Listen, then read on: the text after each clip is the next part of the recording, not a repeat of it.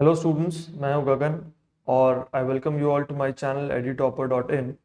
आज इस वीडियो में हम अपनी आईआईटी फाउंडेशन की सीरीज को कंटिन्यू कर रहे हैं और हम पढ़ रहे हैं सेट्स। इस वीडियो में हम जानेंगे सेट्स के कुछ रिलेशंस के बारे में। तो पहला रिलेशन होता है इक्विवेलेंट सेट्स का।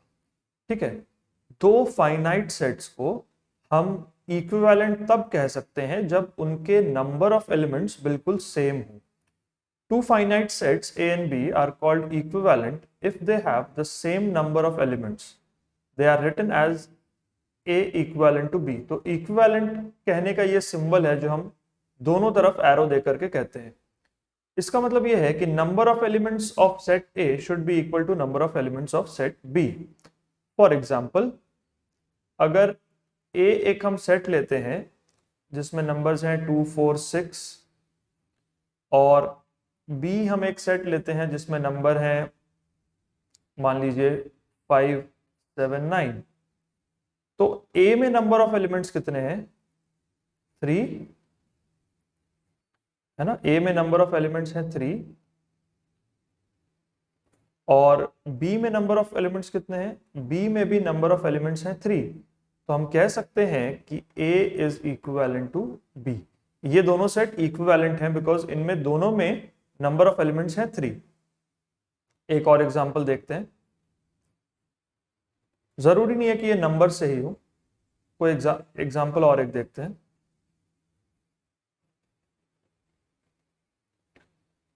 Let's suppose A is a set X such that X is a color from the rainbow।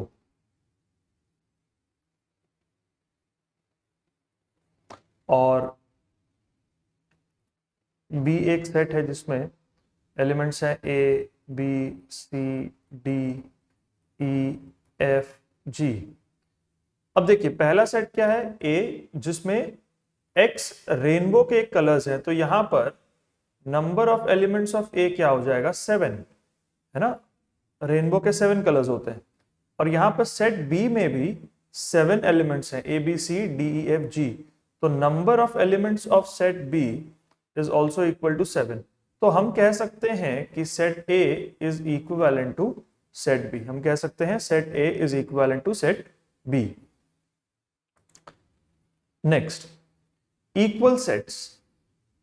Equal sets, two sets A and B are equal if they have exactly same elements. They are written as A equal to B। दो sets equal तब हो सकते हैं जब एकदम उनमें same to same elements हो। Number of elements भी सेम होने चाहिए और एलिमेंट्स आपस में भी सेम होने चाहिए। फॉर एग्जाम्पल, ये हमने लिख दिया 1, 2, 3 और ये हमने लिख दिया 1, 2, 2, 3। ठीक है, ऐसा भी लिख सकते हैं। यहाँ पे 2 रिपीट हो रहा है लेकिन जो एलिमेंट्स हैं वो 1, 2 और 3 ही हैं।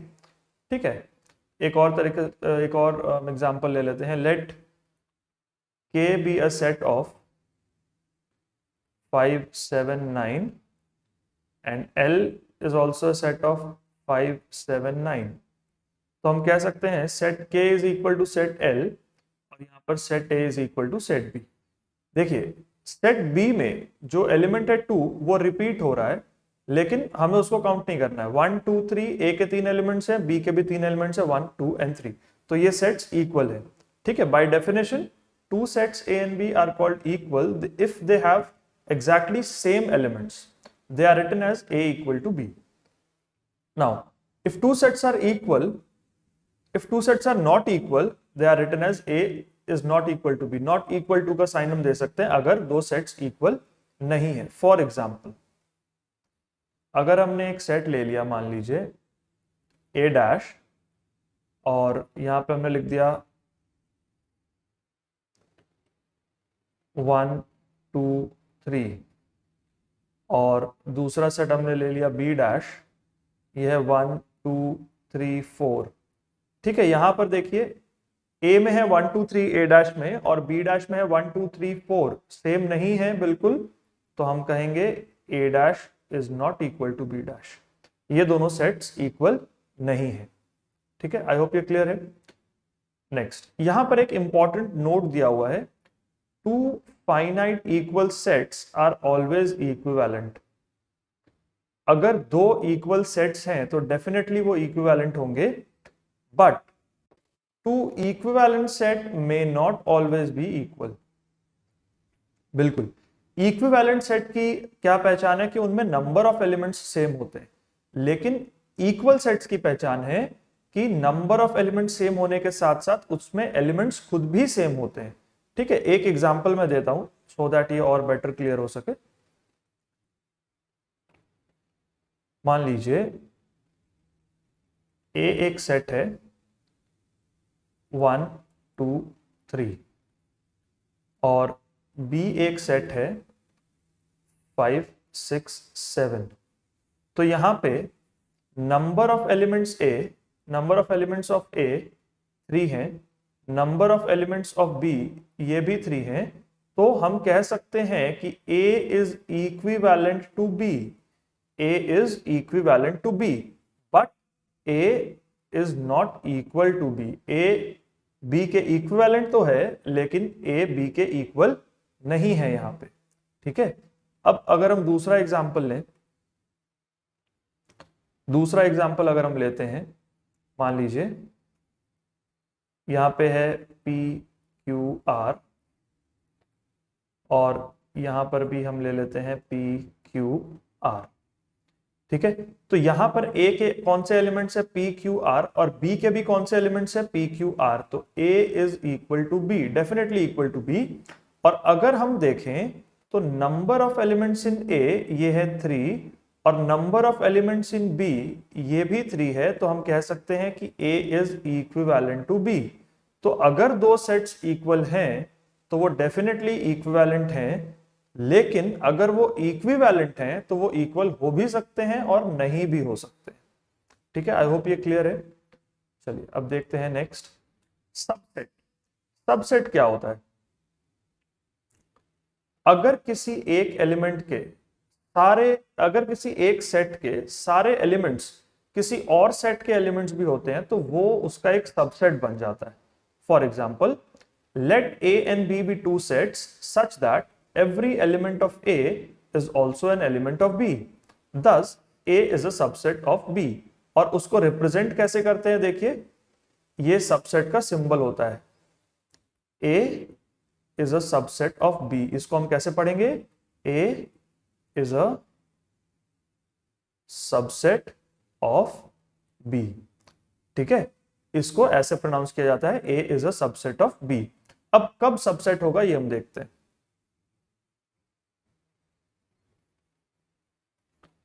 मान लीजिए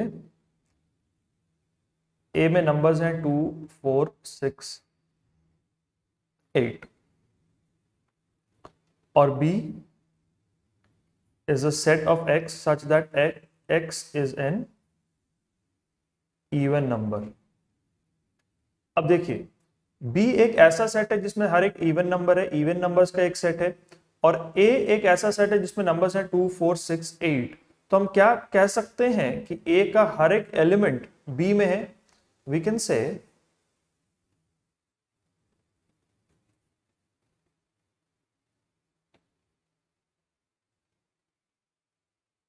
से that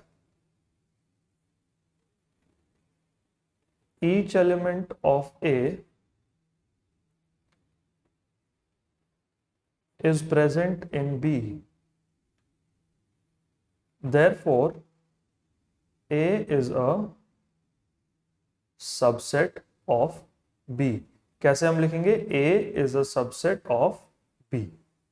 ठीक है, अगर A के सारे एलिमेंट्स B में प्रेजेंट हैं तो A is a subset of B. Now, if A is a subset of B, then B is the superset of A. अगर A B का सबसेट है तो B A का सुपरसेट है। सुपरसेट का सिंबल इस तरफ होता है, B is the superset of A। यहां पर भी आप देख सकते हो, if A is a subset of B, then B is the superset of A. Superset को इस तरीके से रिप्रेजेंट करते हैं। ठीक है, एक और एग्जांपल मैं देता हूं आपको ताकि और बेटर क्लियर हो सके। मान लीजिए एक सेट है ए जिसमें कुछ एलिमेंट्स हैं small a, small b, small c, small d. ठीक है, और एक सेट है B of X such that X is a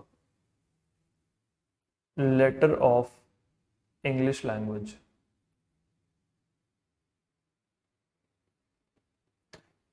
B एक ऐसा सेट है जिसमें इंग्लिश लैंग्वेज के सारे लेटर्स हैं, और ए एक ऐसा सेट है जिसमें ए बी सी डी हैं। तो हम कह सकते हैं कि ए के सारे एलिमेंट्स बी में भी हैं, तो A is a subset of B. A is a subset of B. A is a subset of B. ठीक है, therefore B is the superset of A. A अगर बी का सबसेट है तो बी ए का क्या होगा? सुपरसेट। ठीक है, यहां पर एक बार डेफिनेशन फिर से पढ़ लेते हैं हम लोग। Let A and B be two sets such that every element of A is also an element of B. यहां पर हम देख सकते हैं ए का हर एक एलिमेंट बी का भी एलिमेंट है, बिकॉज बी में इंग्लिश लैंग्वेज के सारे अल्फाबेट्स हैं। Thus A is a subset of B which is represented like this. So if x belongs to A, this also means that x belongs to B, since A is a subset of B. अगर कोई member A को belong करता है तो definitely वो B को भी belong करेगा, बिकॉज A के सारे मेंबर्स B को बिलोंग करते हैं। A B का सबसेट है। ठीक है, अगर A B का सबसेट है तो B A का सुपरसेट होगा। ठीक है, सबसेट और सुपरसेट को इस तरीके से रिप्रेजेंट करते हैं। आई होप ये क्लियर है। कुछ एग्जाम्पल्स। ए में एलिमेंट्स है 2 3 4 और बी में एलिमेंट्स है 1 2 3 4 5 6। तो हम चेक करते हैं क्या ए के सारे एलिमेंट्स बी में प्रेजेंट हैं? 2 हाँ है, 3 भी है, 4 भी है। तो all elements of A are present in B, so A is a subset of B। ठीक है, ये C नहीं लिखा है, ये सबसेट का सिंबल है, don't be confused. A is a subset of B। ठीक है, अब नेक्स्ट एग्जांपल बहुत केयरफुली देखना है। A is a set where of x such that x is an even number। A एक ऐसा सेट है, इवन नंबर्स का एक सेट है, और B क्या है? B में नंबर्स है 6 और 8। यहां पर all elements of B are also the elements of A, therefore B is a subset of A। इस केस में B A का सबसेट होगा। क्यों? बिकॉज इस केस में सारे B के जो एलिमेंट्स हैं वो A के अंदर प्रेजेंट हैं। तो यहां पर हम लिखेंगे B is the subset of A, therefore A is the superset of B। A is the superset of B। तो A जो है वो B का सुपरसेट होगा। ठीक है, आई होप ये क्लियर है। चलिए अब देखते हैं प्रॉपर सबसेट। प्रॉपर सबसेट क्या होता है? Let A and B be two sets such that every element of A is also an element of B, and there is at least one element in B which is not present in A, then A is a proper subset of B। कहने का मतलब ये है, मान लीजिए A में elements हैं 2 4 6 और B में 2 4 6 के अलावा एटलीस्ट एक ऐसा एलिमेंट है जो A में नहीं है। ठीक है, every element of A is present in B, but B also has at least one element which is not present in A। ठीक है, A के सारे एलिमेंट्स B में हैं, लेकिन B के कुछ ऐसे भी एलिमेंट्स हैं जो A में नहीं है। तो हम कह सकते हैं A is a proper subset of B। A is a proper subset of B. Represent करने का तरीका यही है, A is a proper subset of B. और इस केस में भी बी जो है वो ए का सुपरसेट है, कोई दिक्कत नहीं है। अब जो प्रॉपर सेट नहीं होता है, जो प्रॉपर सबसेट नहीं होता है, वो इम्प्रॉपर सबसेट होता है।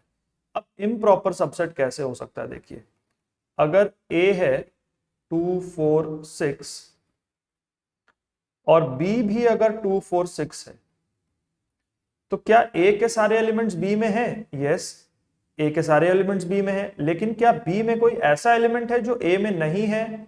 नो, ऐसा कोई एलिमेंट नहीं है। तो हम कहेंगे कि A is an improper subset of B. A is an improper subset of B. लेकिन बी में भी तो सारे एलिमेंट्स हैं जो ए में हैं। बिल्कुल, बी में भी सारे एलिमेंट्स ए में हैं और ए में भी कोई ऐसा एक्स्ट्रा एलिमेंट नहीं है जो बी में ना हो। तो हम ये भी कह सकते हैं कि B is an improper subset of A. इस केस में ए जो है वो बी का सबसेट है, बी जो है वो ए का सबसेट है। अब ये तभी पॉसिबल हो पाया जब दोनों सेट्स इक्वल है, राइट? ये तभी पॉसिबल हो पाया जब दोनों सेट्स इक्वल है। ठीक है, आगे हम इन पॉइंट्स को और डिटेल में भी जानेंगे, बट अभी आप ये समझ लो कि प्रॉपर सबसेट वो होता है जो जिसके अगर ए के सारे एलिमेंट्स बी में हैं और बी में अपने भी कुछ एक्स्ट्रा एलिमेंट्स हैं which are not present in A, तब हम कह सकते हैं कि A is a proper subset of B. ठीक है, देखिए कुछ पॉइंट्स टू रिमेंबर। जैसा कि हमने लास्ट एग्जांपल में देखा था, if A is equal to B then A is a subset of B and B is a subset of A, just जो हमने प्रीवियस एग्जांपल में देखा था। सिमिलरली अगर a is a subset of b and b is a subset of a, तो we can say that a is equal to b। ये एक ही rule है, एक उसका कन्वर्स है। ठीक है, अगर a b के बराबर है तो a b का सबसेट होगा, b a का सबसेट होगा। ठीक है, अगर इसको रिवर्स ऑर्डर में देखें कि a b का सबसेट है और b a का सबसेट है, तो a और b दोनों इक्वल होंगे। ठीक है, thus a is equal to b only if all members of A belong to B and all members of B belong to A। A और B दोनों इक्वल तभी हो सकते हैं, जैसा कि मैंने आपको एग्जांपल में दिखाया था, कि A के सारे एलिमेंट्स B में होने चाहिए और B के सारे एलिमेंट्स A में होने चाहिए, कोई भी एक्स्ट्रा एलिमेंट नहीं होना चाहिए। A के सारे एलिमेंट्स B में हैं और B के भी सारे एलिमेंट्स A में हैं, तब ये दोनों सेट इक्वल हैं। A is equal to B। ठीक है, अब अगला पॉइंट देखते हैं। if a set A has x elements and the number of subsets of A would be 2 to the power x and the number of proper subsets of A would be 2 to the power x minus 1। ठीक है, देखिए यहां पर क्या बात है। अगर एक सेट है A, मान लीजिए 1 2 3, ठीक है, इसमें नंबर ऑफ एलिमेंट्स कितने हैं? नंबर ऑफ एलिमेंट्स हैं 3। ठीक है, if A has x elements in it then the number of sets of A would be, number of subsets of A would be 2 to the power x।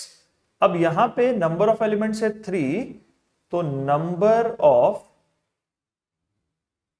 Subsets of A ये कितने होंगे? 2 to the power 3, that is 8, that is 8। ठीक है, अब देखते हैं हम कैसे। पहला सबसेट होगा 1, दूसरा सबसेट होगा 2, तीसरा सबसेट होगा 3, चौथा सबसेट हो सकता है 1 और 2, पांचवा सबसेट हो सकता है 2 और 3। ठीक है, सिक्स्थ सबसेट हो सकता है 1 और 3, सेवेंथ सबसेट हो सकता है 1 2 और 3, और एक सबसेट हो सकता है the empty set. This is known as the empty set. ठीक है, मैंने ये पिछली वीडियोस में बताया है, एम्प्टी सेट वो होता है जिसमें कोई भी एलिमेंट नहीं होता है। बट ध्यान रखना है कि एम्प्टी सेट को आपको ऐसे नहीं लिखना है, this is not the way to show an empty set। empty set को आप ब्रैकेट्स में नहीं लिखते हैं, ये हो जाएगा गलत। empty set को ब्रैकेट में नहीं लिखते हैं। empty set को हम कैसे लिखते हैं? सिर्फ ये सिंबल देके। बस अगर हमें empty set को दिखाना है तो हमें सिर्फ ये सिंबल देना है, बस यही है empty set। हमें empty set के यहां पर ब्रैकेट नहीं देने हैं, ये ब्रैकेट हमें नहीं देने हैं, ठीक है। empty set सिर्फ इस सिंबल से रिप्रेजेंट होता है, ये सिंबल है साई का, ठीक है। तो अब आप देखिए, एक ये सेट बना, क्या इसके सारे एलिमेंट्स ए में है? बिल्कुल है, ठीक है।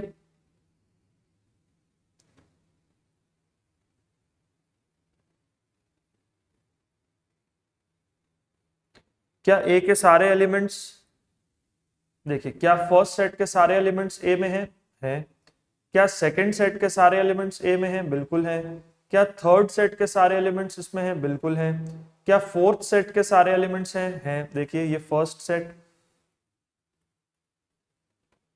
ये सेकंड सेट, ये थर्ड सेट, ये फोर्थ सेट, ठीक है, ये फिफ्थ सेट, ये सिक्स्थ सेट, ये सेवेंथ सेट और ये एट्थ सेट, ठीक है।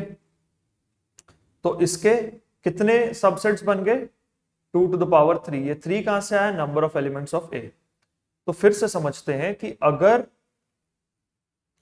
किसी भी सेट में x एलिमेंट्स हैं तो उसके 2 to the power x subsets बनेंगे, ठीक है।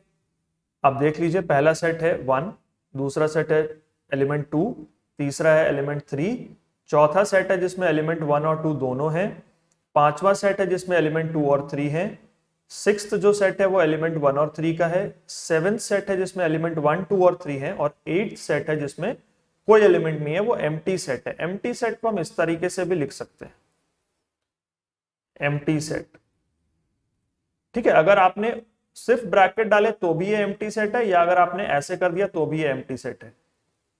ये दोनों चीजें एक साथ में नहीं करनी है, दिस इज रॉन्ग, ठीक है।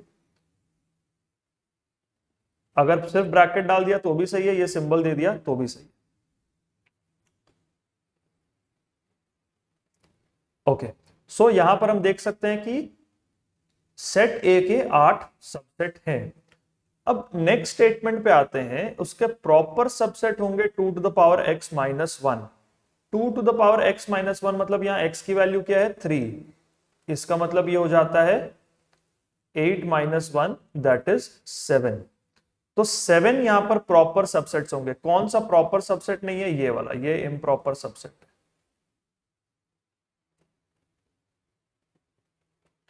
ठीक है। क्योंकि इसमें कोई एक ऐसा एलिमेंट नहीं है जो इसमें ना हो, ये दोनों इक्वल सेट्स हैं, तो ये सबसेट है बट इम्प्रॉपर सबसेट है।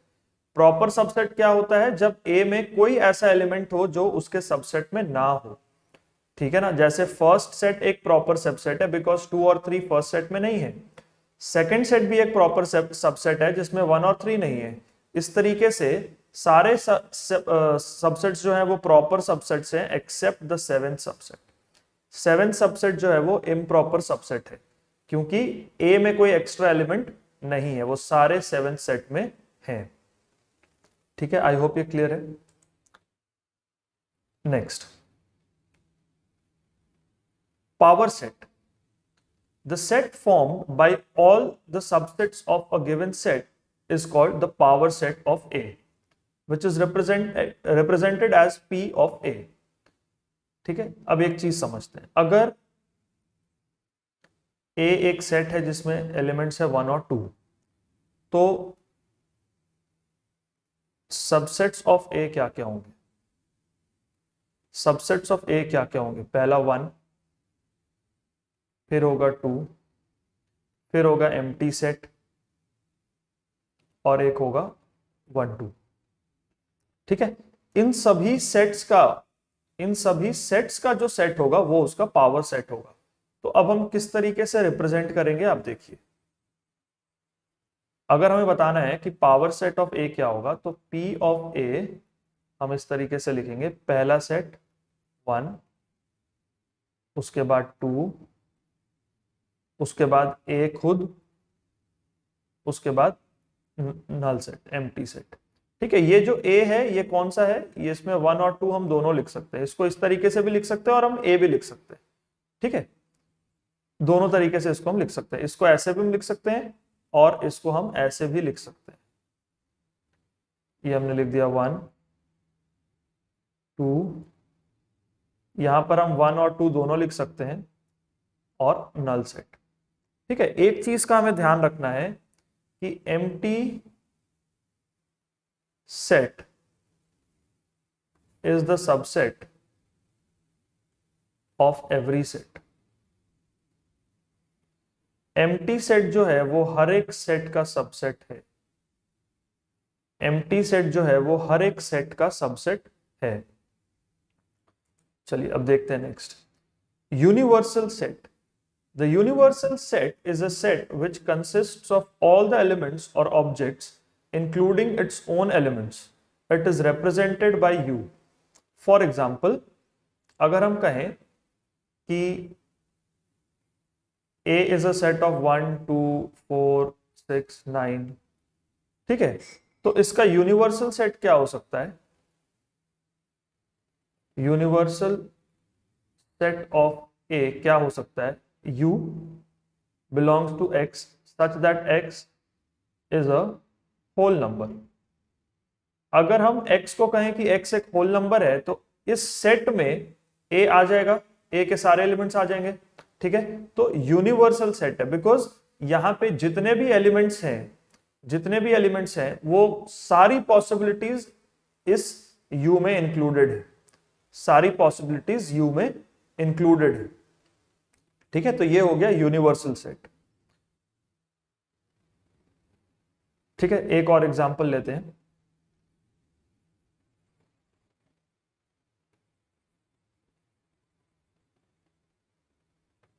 मान लीजिए A है Jupiter and Venus, Jupiter and Venus, तो इसका यूनिवर्सल सेट क्या होगा, X such that X is a planet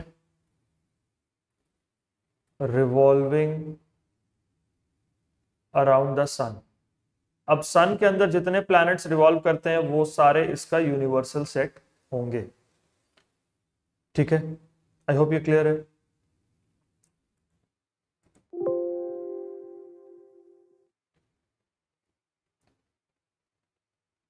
तो अगर आपको ये वीडियो अच्छी लगी तो आप ज़रूर इसे अपने फ्रेंड्स के साथ शेयर करें और उनको ये भी बताएं कि हमारे इस चैनल पे क्लास 11 का पूरा सिलेबस, पूरा क्लास 11 का सिलेबस आपको करवाया जाएगा। बिकॉज हम ये इस मोटिव से कर रहे हैं कि लॉकडाउन के समय में या किसी भी रीज़न से आपकी स्टडीज़ नहीं रुकनी चाहिए, तो डेफिनेटली नहीं रुकेंगी। मैं आपको पूरा क्लास 11 का सिलेबस कवर करवाऊंगा, तो आप इस चैनल के बारे में अपने फ्रेंड्स के साथ शेयर करो। अगर ये वीडियो अच्छी लगी है तो आप इसे लाइक करें और हमारे चैनल को सब्सक्राइब करें सो दैट आने वाली वीडियोस की सारी नोटिफिकेशंस आपको मिलती रहे। Thank you.